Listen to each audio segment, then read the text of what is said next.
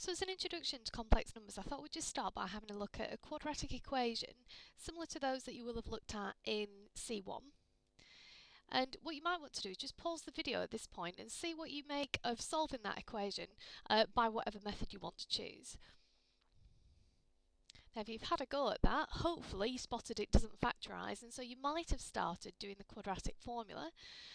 Minus b plus or minus square root of b squared, which is 4, minus 4 times a, which is 1, times c, which is 5, all divided by 2a. Now at first glance that looks like it's going to work out okay, but then we come across a situation here underneath the square root. We've got 4 minus 20, which is minus 16.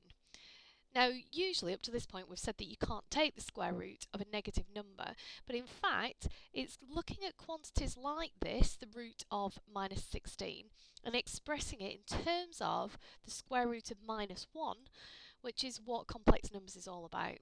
And you'll know from your knowledge of surds in C1 that you can split this up into the square root of 16 multiplied by the square root of minus 1, and you could do that with any negative number underneath the square root there.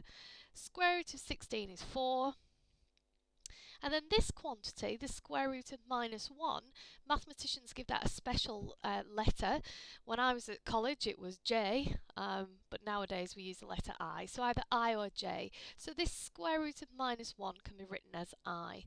And so the solutions to this quadratic we could write as minus 2 plus or minus 4i, that's this quantity here, all divided by 2. And so if we divide through by 2, it's minus 1 plus or minus 2i. This is called a complex number. The part here that doesn't have an I is called the real part, and this second part here is called the imaginary part. And you'll see that there's two solutions here. There's minus 1 plus 2i and minus 1 minus 2i. And because the quadratic formula is always the same, you're always going to get this plus minus, and these are in fact called conjugates. One is the conjugate of the other, and we'll come on to that later in the topic. But that's just a bit of an introduction as to what complex numbers is about.